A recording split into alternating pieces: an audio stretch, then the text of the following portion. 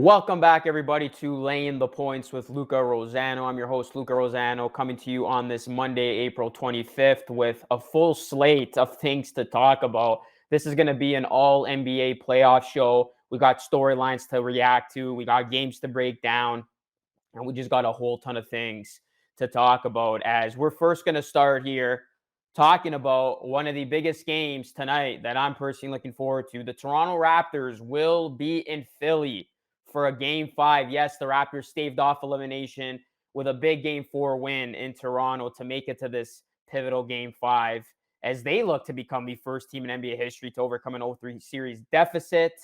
Now the question becomes, can the Raptors stave off elimination again? Can this team make this a series and bring it back to Toronto down 3-2? First things first, I do want to say congratulations to Scottie Barnes. He was officially named the NBA Rookie of the Year. It was announced 20 minutes before game time on Saturday afternoon. Scottie Barnes was amazing all season long. Definitely deserving of that Rookie of the Year nomination. I know a lot of other rookies impressed, guys like Evan Mobley, Kate Cunningham, Jalen Green. But when it came down to it, Scottie Barnes was the best rookie, especially from the second half of the season. His Raptors had the best record out of the other teams with those rookies on it. So I think the NBA got this right. I really think Scottie Barnes deserved to win the Rookie of the Year award. I'm not just sounding like a homer. I'm not trying to be biased here. Obviously, I am a Raptors fan, but I do think Scottie Barnes showed us all that he is this season's best rookie, and he wins that award. Just the third Raptors rookie to ever win that award, joining some pretty elite company. Damon Stoudemire being the first and Vince Carter being the second. Scottie Barnes is now the third. So Scottie Barnes, he's going to go tonight, and I credit him. He obviously wasn't 100%, but he fought through it. He played in game 4, and he didn't shoot the ball well in that game, but he did other things that impacted the game. He was rebounding the ball effectively. It's crazy. The Raptors got out-rebound in the games that Scottie Barnes didn't play in. Scottie Barnes comes back. The Raptors out-rebound the 76ers. He was finding his teammates, and although he wasn't able to find his offense, Scottie Barnes' defense and his playmaking and just the big body that he is really helps this team win. Now, going into game 5, it's going to be a big loss for the Raptors. Scottie Barnes will be going, but Fred VanVleet will not. Fred VanVleet is out for game 5. He left game 4 with a left hip strain, and you could see he was visibly upset. He ripped off his jersey, went off the court, and people were wondering what the hell is going on with Fred VanVleet. Why is he so upset? It was later found out that VanVleet was dealing with that left hip sprain that will keep him out of this game. Now, here's the half glass full, half glass empty of this whole situation. So the Raptors have beaten the Philadelphia 76ers twice this season already without Fred VanVleet, and they actually did look better in the second half without VanVleet as they won game 4 to keep this series alive. But not having Fred VanVleet out there is going to get rid of another offensive option for the Raptors. And Matisse Thybulle, he's going to be back in this series. He was ineligible to play in Canada, but he's able to play in Philly. So all of a sudden now, Matisse Thybulle, the Sixers' best defender, is back in this series. And he's going to be guarding, most likely, Gary Trent Jr., who has found himself over the last 2 games. He has been great offensively. So all of a sudden now, Raptors without VanVleet, Gary Trent Jr. is going to have the Sixers' best defender on him. Where is that backcourt production going to come from? This is where Malachi Flynn has to step up and have the game of his life, or this is where other guys just need to have great games. Like OG needs to be good tonight. He was struggling with his offense last game. We got to see game 3 OG. Siakam's going to have to put up another 30-point performance, and Scottie Barnes is going to have to produce offensively. That shot has to be falling because VanVleet, that offense is off the table. Gary Trent Jr., you hope he still gets his, but having Thybulle on him is going to make it that much more difficult. The Raptors may be in trouble here in terms of their offense. But you look at the Philadelphia 76ers, they're going to be dealing with Joel Embiid, not only for this game, but potentially the next game of the series. And if the Sixers do advance and try to make a run, it was announced yesterday that Joel Embiid will require surgery to address the ligament tear in his right thumb, but that procedure will, of course, wait after the Sixers season, sources tell ESPN. And I don't care what anybody says. Joel Embiid looked like a different guy in game 3. He looked like he was visibly uncomfortable and not playing at 100% and having a thumb on your shooting hand bother you. That's going to create a lot of discomfort for Embiid moving forward. And it's something that I think with rest does not help. It's something that needs to be fixed with surgery. But of course, Embiid's not going to do that in this spot. So knowing that, the Raptors go to Philly, coming off of a nice win. Can they do it again and make this thing a series? I'll say this about everybody's excitement about the Raptors possibly coming back and pulling this thing off.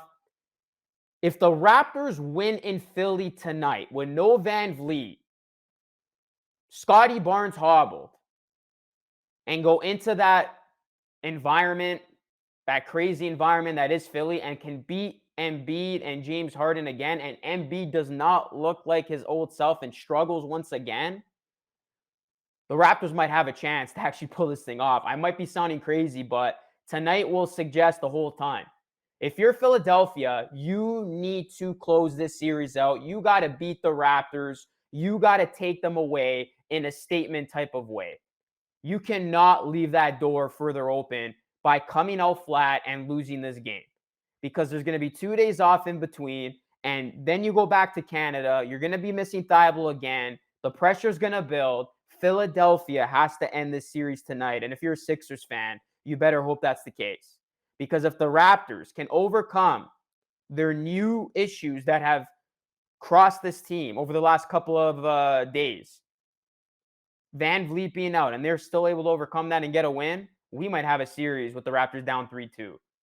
So tonight, I'm really looking forward to this game. I'm looking forward to how this game starts. I'm looking forward to if the Raptors are going to get guys stepping up offensively with Van Vliet out the entire game. And I'm going to look to see if Embiid looks like the old Embiid in the series or the one that we saw in game 4, a guy that was really struggling to solidify himself and a guy who looked very flustered with Nick Nurse throwing multiple bodies at him. And that big line of Nick Nurse threw out there in the second half with Van Vliet out, that was a blessing in disguise. That worked wonders. So expect a lot of the same tonight with Van Vliet, of course, not able to suit up. And we don't know what his status is going to be for the rest of the series. So this could ultimately be a big blow for the Raptors. But for tonight, it's another do-or-die situation for the Raps. You win. You have basketball in Canada on Thursday. You lose. Your season is done. Philadelphia moves on to the next round as they await the win, as they would await the winner of Hawks Heat. That series right now, 3-1 in favor of the Miami Heat. So I'll give you my prediction to this game a little bit later on, but I just wanted to tee it up. This is going to be another showdown in Philly. Last 2 times these 2 teams met in the playoffs in Philly, Raptors got blown out. So let's see at the very least if they can keep this game competitive as they look to extend the series to a game 6.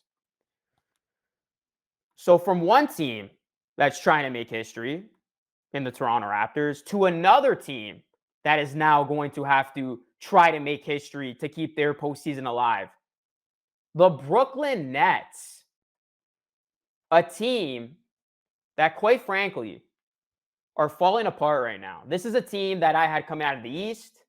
It pains me to even utter those words because right now that pick is looking like one of the worst picks of all time. If this team can't even win a game, let alone a series of these playoffs. The Brooklyn Nets are the only team these playoffs that do not have a win to show for. Who would have thought with all that talent, people going on and on about how this is the most talented, skilled duo of all time in KD and Kyrie, that this team doesn't even have a win of the 2022 NBA playoffs. And they are a loss away tonight from being sent home as they would get swept by the Boston Celtics. And if things could not have gotten any worse for the Nets, it did yesterday when it was announced that Ben Simmons, who was supposed to play in tonight's game, supposed to possibly be that last bit of savior, that last chance for the Brooklyn Nets, has now been ruled out. He will not play in game 4. As Woj tweeted this, ESPN sources, the Nets and Ben Simmons expected he would be ready to play on Monday, but after getting on the court yesterday, Simmons says he awoke with back soreness today. In the end, the team and Simmons agreed he'll remain out for game 4. And this created such a crazy buzz on social media as Reggie Miller absolutely destroyed Ben Simmons, calling him out, and rightfully so. It's getting out of hand right now. And you look at Reggie Miller, he said, come on, man. Oh, for game 4, when it was rumored you were going to make your debut, this dude has zero competitive fire. As small of a chance as the Nets have to come back in the series, you still have KD and Kyrie. All you need to do is one game and take it from there. Hashtag man up.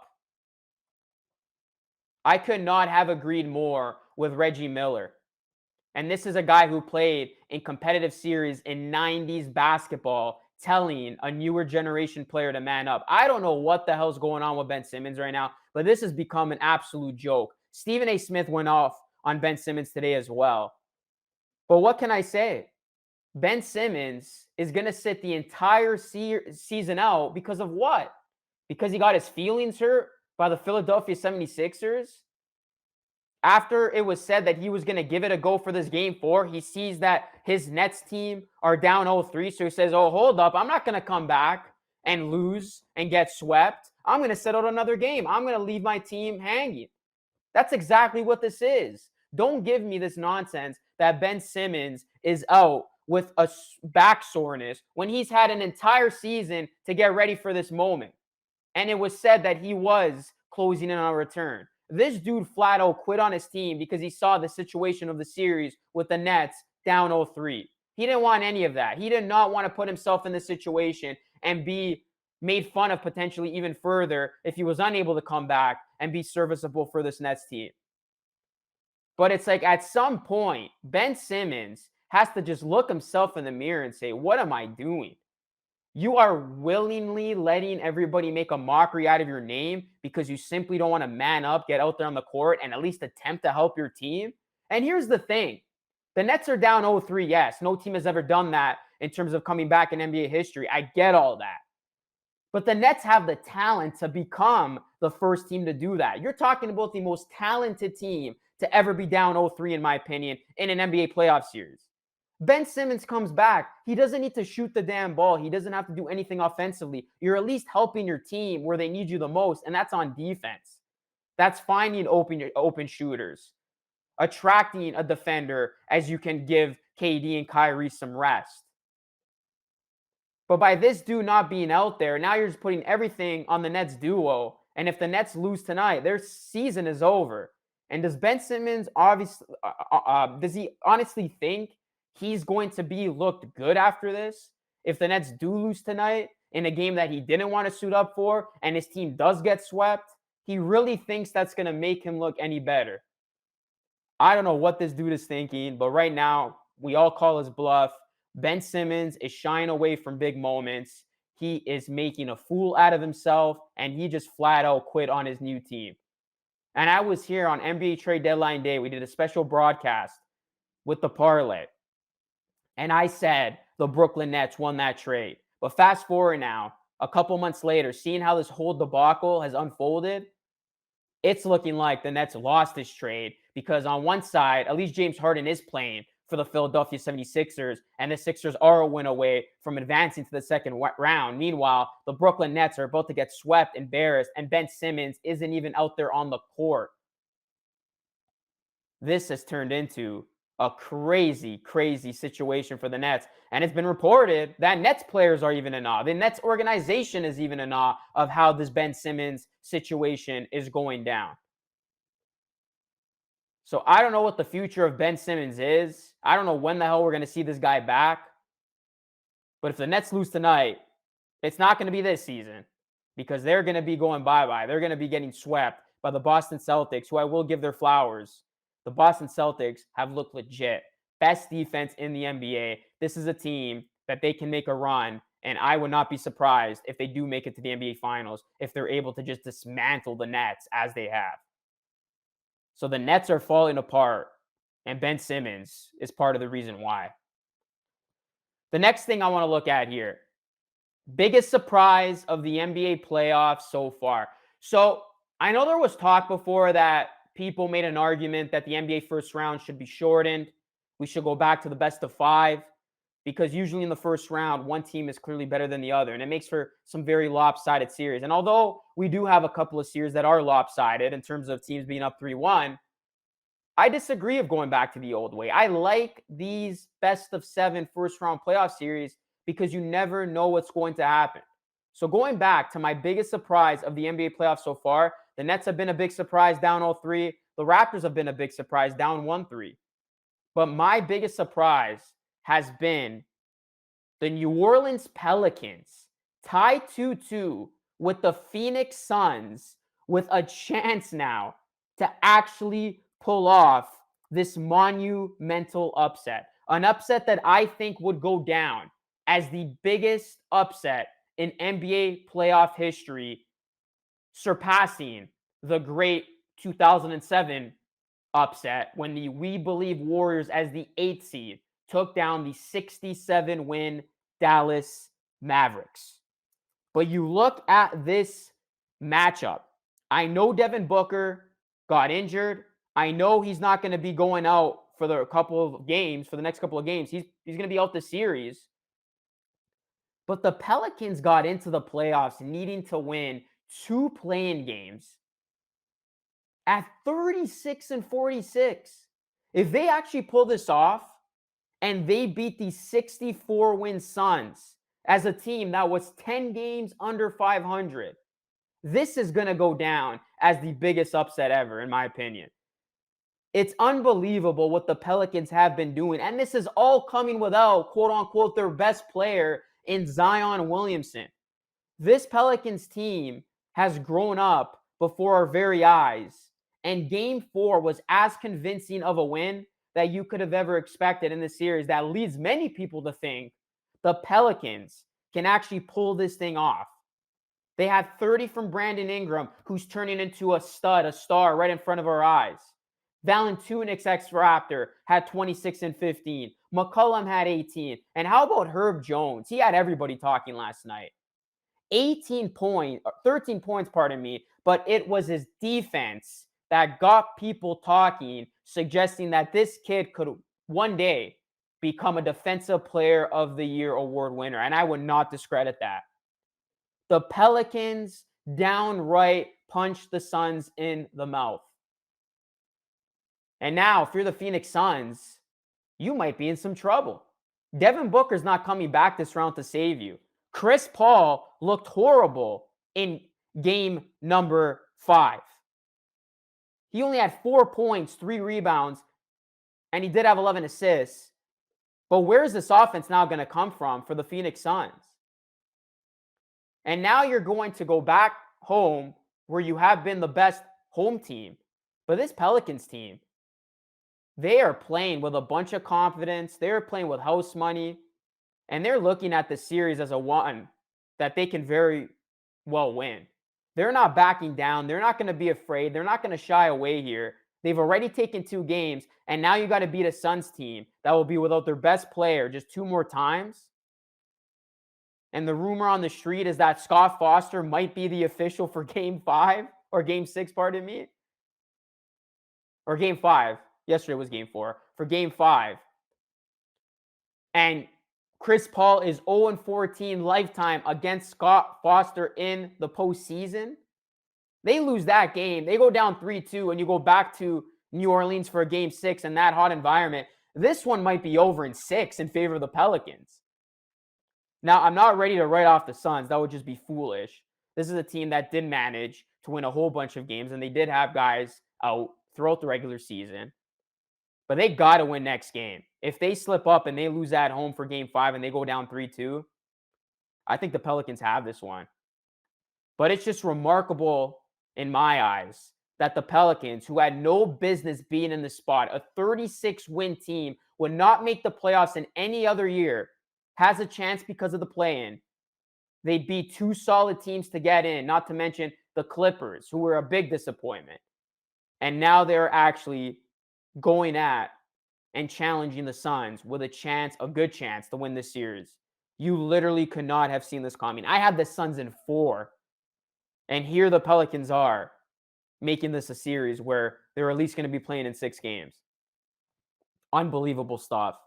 And look, I'm one for big underdog stories. I want to see this upset just like the next person. With all due respect to the Suns and their fans, I want to see the Pelicans pull this off because this is going to be one for the record books and for the ages. So now let's get into some NBA picks for tonight. We got 3 games on tap, all good games, all games that I'm very much looking forward to. You got 2 potential elimination games, and you got a pivotal game 5 in the other.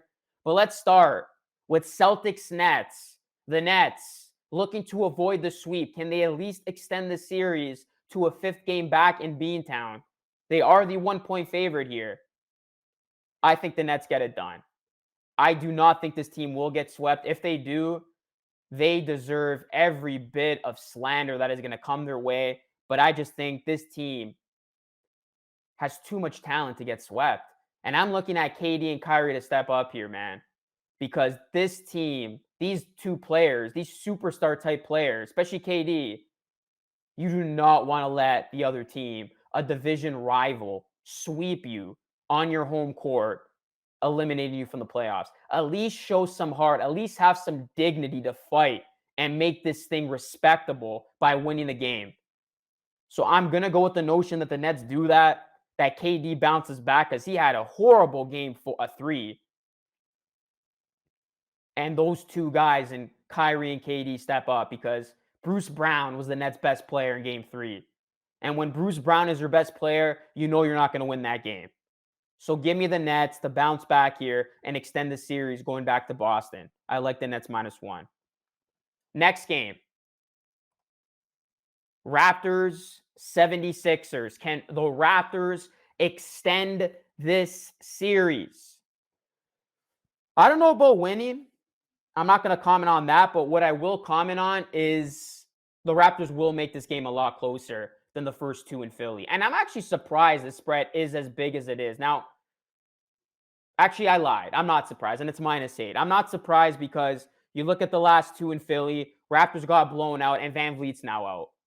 So if Van Vliet was healthy, I would have been surprised with an 8-point spread. But given those circumstances and what I said earlier in the show, this line actually makes sense to me. But I still think it's too many points from a Raptors team that will go down fighting. Even if they lose this game, I can see them making this close throughout. So I'm actually going to take the points with the Raptors at +8. I think this team shows a lot of fight, a lot of heart, and they will go down swinging. I do think that big lineup will be able to disrupt Embiid again. I think OG will have a much better game here. Look for him to hit a couple threes.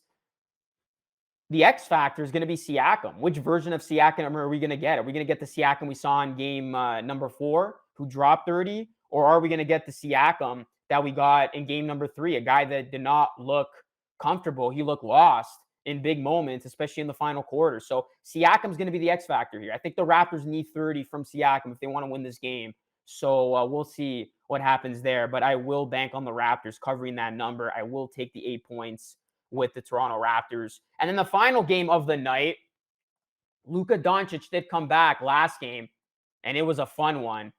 And now tonight, Dallas returns home as they will be taking on the Utah Jazz for a pivotal game 5. The Mavs, 3-point favorites. I think this is a fair spread. I really do. I thought Luca was great. He showed no rust last game. I expect him to have a big game, and I will lay the points with the Mavericks. I think the Mavericks will go up in the series going back to Utah up 3-2. And I just like Dallas at home with that home crowd. You know, they're going to be extra excited, extra giddy because they're going to have Luca coming back playing. So expect that home crowd advantage, home court advantage to be in full effect. And I do like the Mavericks' ability to hit the 3 ball. I think the Jazz had a nice win last game to save their season, but I don't have them winning the series given the circumstances. I think they blew it. I think they needed to go up 2-0. They didn't. And I think Dallas will close this thing out. Ultimately in 6 or 7, I see it, but I think they win tonight. So give me the Mavericks -3 against the Jazz in game 5. So just to recap here, we got Nets, or I got Nets -1 over the Celtics. I got Raptors +8 over the Sixers, and I got Mavericks -3 over the Jazz. That is my 3-team parlay, as we could have 2 teams eliminated tonight from the postseason in the Nets and the Raptors if both those teams lose. That will conclude another edition of Laying the Points with Luca Rosano. Let me know what you thought of today's show. Let me know who you like tonight in these games. You could catch this live show on Twitter, on Parlay TV, on YouTube. We stream live every single week, Monday through Friday at 1 p.m. Eastern Time, as I give you my takes on some of the hottest storylines in the world of sports and give you some of my best plays for the night of action in sports betting. We'll see what happens tonight. I'm excited for these NBA playoff games. I think they're all going to be great games. And we'll see you all again tomorrow. This is Luca Rosano signing off. Thank you so much for watching. Enjoy the evening of action in the NBA.